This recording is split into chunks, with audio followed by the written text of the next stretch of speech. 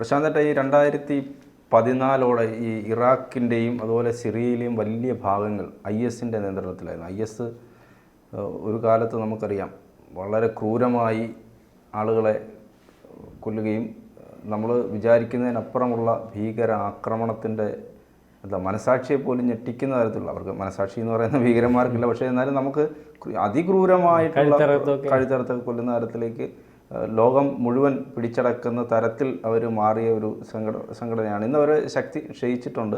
എന്നാലും അവർ പലയിടങ്ങളിലും അവരുടെ ശക്തി കേന്ദ്രങ്ങളും ഒളിത്താവളങ്ങളും ഒക്കെ ഉണ്ട്. ഇപ്പം നമുക്ക് പുറത്തു വരുന്ന ഒരു വിവരം എന്ന് പറയുന്നത് അൻവാർ മരുഭൂമിയിൽ US-ഉം ഇറാഖും ചേർന്ന് നടത്തിയ സംയുക്ത ആക്രമണത്തിൽ 15 IS ഭീകരരെ വധിച്ചു എന്നുള്ളതാണ്. അതായത് IS ഭീകരർ ഉയർത്തുന്ന ഭീഷണി, അതായത് രാജ്യത്തിനും സഖ്യകക്ഷികൾക്കും എതിരെ ഉള്ള ഭീഷണി, ഇറാഖിനെതിരെയുള്ള ഭീഷണി, ഇതിനെല്ലാം നാമാവശേഷമാക്കുക, ഇല്ലാതാക്കുക എന്നുള്ള ലക്ഷ്യത്തോടു കൂടിയാണ് IS-നെ തന്നെ അവരുടെ ആക്രമണ പദ്ധതികളെ നശിപ്പിക്കുക, ആ ഒരു ലക്ഷ്യത്തോടു കൂടിയാണ് ഇപ്പോൾ ഈ ആക്രമണം ഉണ്ടായിരിക്കുന്നത്. ഈ അൻവാർ മരുഭൂമിയിൽ വ്യോമാക്രമണത്തിലാണ് ഇപ്പോൾ 15 IS പേര് കൊണ്ട് ഔദ്യോഗികമായിട്ട് പ്രഖ്യാപിച്ചത്. അതിനകത്ത് ഇറാഖ് ഒന്നും പറഞ്ഞിട്ടില്ല, സംയുക്തമായിട്ടാണ് സൈനിക നീക്കമാണെന്നാണ് അറിയാൻ സാധിക്കുന്നത്. അപ്പം അത് ഇവരുടെ കയ്യിൽ നിന്നും ധാരാളം ആയുധങ്ങൾ, വെടിക്കോപ്പുകൾ, ഈ നമ്മുടെ ചാവേറാവുന്നതിന് വേണ്ടി ഉപയോഗിക്കുന്ന സംവിധാനങ്ങളൊക്കെ പിടിച്ചെടുത്തിട്ടുണ്ട്.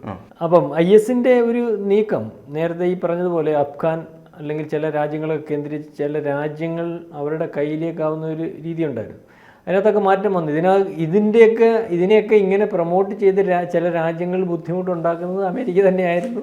അവസാനം ഈ അവരുടെ കസ്റ്റഡിയിൽ നിന്ന് പോയി അവർക്കെതിരെ തിരിയുമ്പോഴാണ് ഇതിനെ ഇല്ലായ്മ ചെയ്യേണ്ട രീതിയിലേക്ക് വരുന്നത്.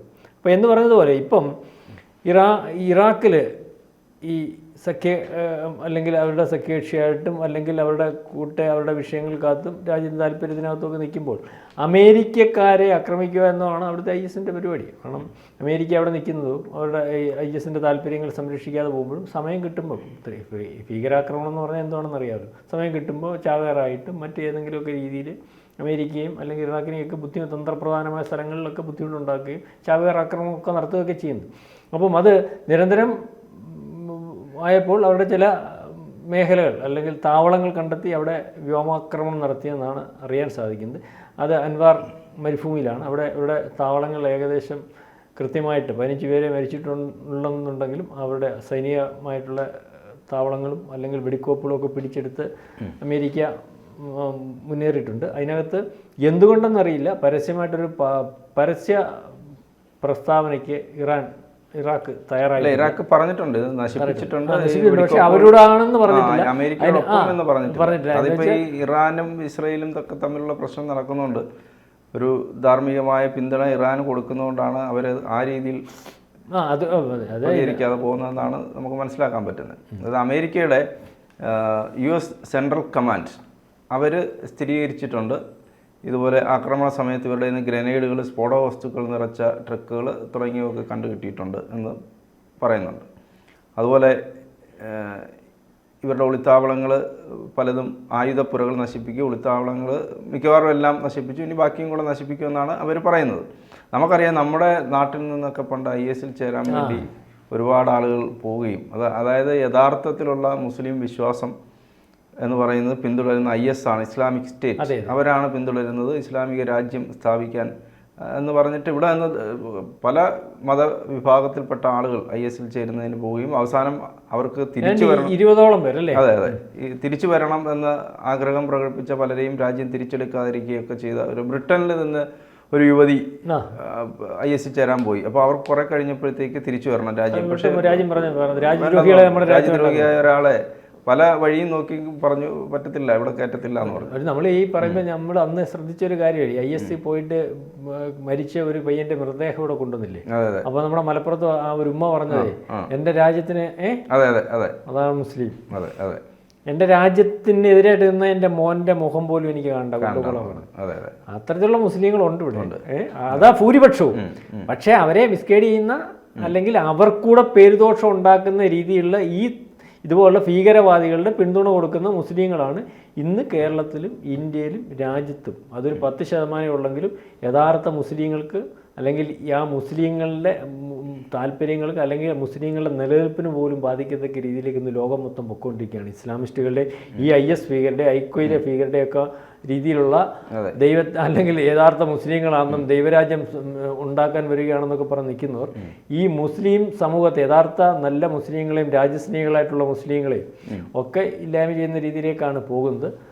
അത് ഏതാണ്ട് അത്തരത്തിലേക്ക് അടുത്തുകൊണ്ടിരിക്കുകയാണ്. മുസ്ലിങ്ങളുടെ ഒരു നാശമായിട്ട് ഈ ഭീകര പ്രവർത്തകർ അല്ലെങ്കിൽ തീവ്രവാദി ഗ്രൂപ്പുകളൊക്കെ വരുന്ന രീതിയിലേക്കാണ് കാര്യങ്ങൾ പോകുന്നത്. ഏതായാലും ഇറാന് പിന്തുണ കൊടുത്താലും, ഏത് ഹിസ്ബുള്ളയ്ക്ക് പിന്തുണ കൊടുത്താലും, പാലസ്തീന് പിന്തുണ കൊടുത്താലും, ഏത് രീതിയിലുള്ള പിന്തുണയായാലും കൊള്ളാം, ഈ തീവ്ര സ്വഭാവമുള്ള ആൾക്കാരെ ഉന്മൂലനം ചെയ്യുന്നതിന് വേണ്ടി മറ്റ് രാജ്യങ്ങൾ തയ്യാറെടുത്ത് നിൽക്കുകയാണ്. അവരുടെ ഒരു നാശത്തിലേക്കാണ് ഇപ്പോൾ നമ്മൾ പല യുദ്ധങ്ങളിലും കാണുന്നത്. എത്ര തീവ്രമായിട്ട് ഇടപെട്ടിട്ടും ഈ പറഞ്ഞ രാജ്യത്തിന് വേണ്ടി സംസാരിച്ചിട്ടും ഒന്നും ഈ മുസ്ലിങ്ങളൊന്നും, മുസ്ലിം രാജ്യങ്ങളും അല്ലെങ്കിൽ ഇസ്ലാമിക രാജ്യങ്ങളും ഒന്നും അത് കേൾക്കാതെ സ്വന്തം രാജ്യങ്ങളെ സംരക്ഷിക്കുന്നതിനും യഥാർത്ഥ മുസ്ലിങ്ങളല്ല എന്നിവരെന്ന് കണ്ട് ഇവരെ പുറന്തള്ളുന്നതുമായിട്ടുള്ള രീതിയിലേക്കാണ് പോകുന്നത്. എന്നാലും ഇവർ മുഖാന്തരം മുസ്ലിം രാജ്യങ്ങളും മുസ്ലിങ്ങളും ഒക്കെ നശിച്ചു പോകുന്ന രീതിയിലേക്കാണ് കാര്യങ്ങൾ പോകുന്നത്. എത്തരത്തിലാവും നമ്മൾക്കറിയത്തില്ല. ഇപ്പം ഈ പറഞ്ഞ ആക്രമണവും അല്ലെങ്കിൽ മുസ്ലിം രാജ്യങ്ങളിലും ഒക്കെ അമേരിക്കയുടെ താല്പര്യങ്ങളും മറ്റു കാര്യങ്ങളും ഒക്കെ സംരക്ഷിച്ചുകൊണ്ട് പോവുകയാണ്. ആ താല്പര്യത്തിനപ്പുറം പോകുമ്പോൾ ആ രാജ്യത്തിനെ മറ്റു രീതിയിൽ ആക്രമിച്ച് അവിടെ കീഴ്പ്പെടുത്തി വയ്ക്കുന്ന രീതിയിലേക്ക് അമേരിക്കയും പോവുകയാണ്. ഏതായാലും മുസ്ലിങ്ങൾ തിരിച്ചറിയേണ്ട ഒരു കാര്യമുണ്ട്. ഈ ലോകത്തുടനീളം ഈ തീവ്ര ഗ്രൂപ്പുകൾ അല്ലെങ്കിൽ ഈ ഇസ്ലാമിസ്റ്റുകൾ മുസ്ലിങ്ങളെ ഇല്ലായ്മ ചെയ്യുന്ന ഒരു രീതിയിലേക്ക് തന്നെയാണ് പോയിക്കൊണ്ടിരിക്കുന്നത്. ഇത് 2017 ഇറാഖിൽ നിന്ന് ഇവരെ ISന്റെ പ്രവർത്തനങ്ങളെ അമേരിക്കയും ഇറാഖും ചേർന്നിട്ട് അവിടെ നിന്ന് അവരുടെ പ്രവർത്തനങ്ങൾ സൈനിക നീക്കത്തിലൂടെ അവസാനിപ്പിച്ചാണ്. 2019 സിറിയ ഇറാഖുമായിരുന്നു ഇവരുടെ പ്രധാനപ്പെട്ട കേന്ദ്രങ്ങൾ. പ്രോത്സാഹനം ഉണ്ടായിരുന്നു. പിന്നെ ഇപ്പോൾ ഈ നമ്മൾ പറഞ്ഞ ഈ അൻവാർ മരുഭൂമി, അതായത് സൗദി, ജോർദാൻ, സിറിയ, ഇറാഖ്, ഇതിൻ്റെ ഇത്രയും രാജ്യങ്ങൾ അതിർത്തി പ്രദേശമാണ് ഈ അൻവാർ മരുഭൂമി എന്ന് പറയുന്നത്. നീണ്ടു കിടക്കുന്ന അതിർത്തി പ്രദേശമാണ്. അവിടെയാണ് ഇപ്പോൾ ഇവർ കേന്ദ്രീകരിച്ചിരിക്കുന്നത്.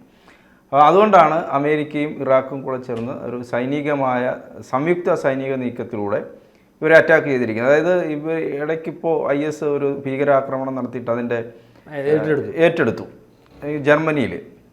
അല്ലേ, ജർമ്മനിയിലാണ്. അപ്പോൾ അത് അപ്പോൾ ഇത്രയും കാലം ഇങ്ങനെ വളരെ സൈലൻ്റായിട്ട് നിന്നിട്ട് ഇവർ ഏറ്റെടുത്തു. ഞങ്ങളാണ് അതിന് ഉത്തരവാദികൾ എന്ന് പറഞ്ഞ് ഏറ്റെടുത്തിട്ടുണ്ട്. അപ്പോൾ അതുകൊണ്ട് അത് മുളയിലെ വീണ്ടും ഏറ്റവും അപകടകാരികളായ ക്രൂരമായ കൊലപാതകം. ജോൺ പറഞ്ഞത് ശരിയാണ്. ലോകം ചർച്ച ചെയ്യത്തക്ക രീതിയിലുള്ള ക്രൂരകൃത്യങ്ങൾ ചെയ്തുകൊണ്ടിരുന്ന ഒരു ഭീകര സംഘടന. അതായത്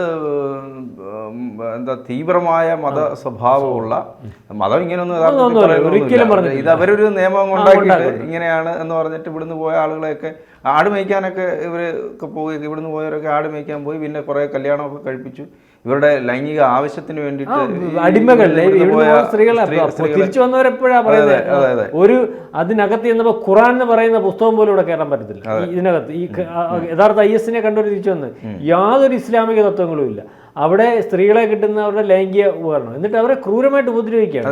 അത് കഴിഞ്ഞിട്ട് ബാക്കി കാര്യങ്ങൾ യുദ്ധം ചെയ്യുക, അവരുടെ സുഭിക്ഷമായിട്ട് ജീവിക്കുക. ഒരു കൊള്ളസംഘം പോലും അല്ല, വേറെ ഒരു വളരെ ഇതായിട്ട് അവിടെ ഒരു മതവും ഇല്ല, ഒരു അള്ളാഹുവും ഇല്ല, ഒരു യേശുവും ഇല്ല. അവിടെ തിരിച്ചു വന്ന പലരുടെയും ബൈറ്റുകളും അല്ലെങ്കിൽ കാര്യങ്ങളും ഒക്കെ ഈ പൊതുസമൂഹത്തിൽ അവരുടെ ഇത് നമ്മൾ കേട്ടിട്ടുള്ളത്.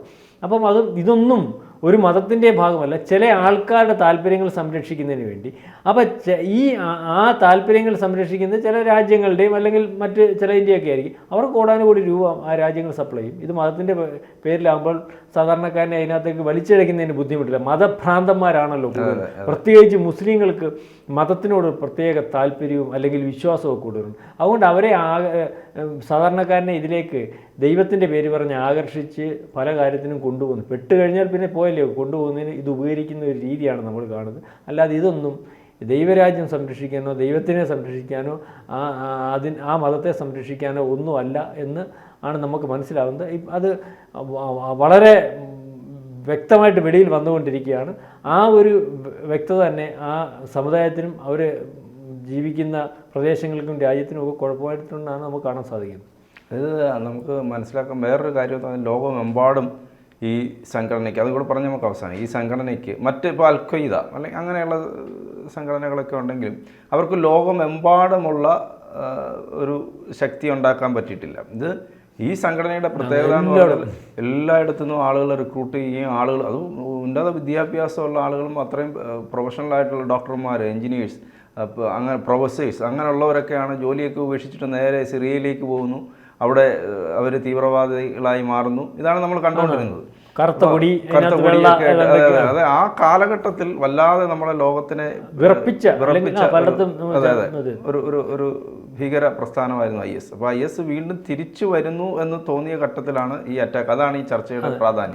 തിരിച്ചു വരുന്നതല്ല, അവരുടെയും ഈ ഭീകര സംഘടനകളുടെ ഒരു സ്വഭാവമാണ്. ഞങ്ങളുടെ പ്രാതിനിധ്യം പണ്ട് ജോണി കഴിഞ്ഞൊരു ചർച്ചയിൽ പറഞ്ഞാൽ റോഡേ നടന്നു പോയ ഒരു പ്രായം പിടിച്ച് ഇതൊരു അവരുടെ ഒരു നിലനിൽപ്പിന്റെ ഭാഗമാണ്. കാരണം ഈ ഞങ്ങൾ ഉണ്ട്, അവരുടെ ഫണ്ടിന്റെ വിഷയം, അവരുടെ നിലനിൽപ്പിന്റെ വിഷയം, അവരുടെ മുന്നോട്ടുള്ള പോക്കിന്റെ വിഷയം. കാരണം ഒരു കൈയും കാലും വെട്ടുന്നവൻ ഇടയ്ക്കിടയ്ക്ക് ഒരു കൈയും കാലും വെട്ടിയില്ലേ ഗുണ്ട പൈസ കിട്ടത്തില്ലല്ലോ, അല്ലെ ഗുണ്ട അല്ലാതാവത്തില്ല എന്ന് പറഞ്ഞാൽ ഇവരുടെ പണി എന്തുവാ? ഇതുപോലുള്ള പ്രശ്നങ്ങൾ ഉണ്ടാക്കുന്ന ഞങ്ങളുണ്ട്. അപ്പോൾ ഇവരെ പലതും പല കാര്യത്തിനും ഉപയോഗിക്കുന്നുണ്ട്. നിങ്ങൾ വിചാരിക്കുന്ന പോലെ ഈ പെട്രോളിയം കള്ളക്കടത്തിന് IS ഉപയോഗിക്കുന്നുണ്ട്. ഈ നമ്മുടെ ഈ ഇപ്പം ഇറാഖ് അവിടുന്ന് ഇത്ര കപ്പൽ സാധനം സുരക്ഷയായിട്ട് ഇറാൻ കൊണ്ടപ്പുറത്ത് അവരുടെ പ്രധാനപ്പെട്ട ഒരു പരിപാടി പെട്രോളിയം കള്ളക്കടത്തുണ്ട്. അവരെ ബാൻ ചെയ്തേക്കുവാണ്. അല്ലെങ്കിൽ അവിടെ അപ്പോൾ ഇങ്ങനെയൊക്കെയുള്ള പല രീതിയിൽ ഉള്ള കാര്യങ്ങൾക്ക് വേണ്ടി അതിപ്പം ഞങ്ങൾ ഇന്നിടത്ത് ശക്തമായിട്ട് ഉണ്ടെന്ന് കണ്ടാലേ ഇവരെ വീണ്ടും നിയോഗിക്കത്തുള്ളൂ, അല്ലെങ്കിൽ പൈസ കൊടുക്കത്തുള്ളൂ. അപ്പോൾ അവരുടെ നിലനിൽപ്പിൻ്റെ വിഷയമാണ്, അല്ല വേറെ ഒന്നുമല്ല, ദൈവരാജ്യമൊന്നുമല്ല, സ്വന്തം രാജ്യവും സ്വന്തം സുഖവും സ്വന്തം നിലനിൽപ്പും. അതാണ് ഭീകരവാദികളുടെ പ്രശ്നം.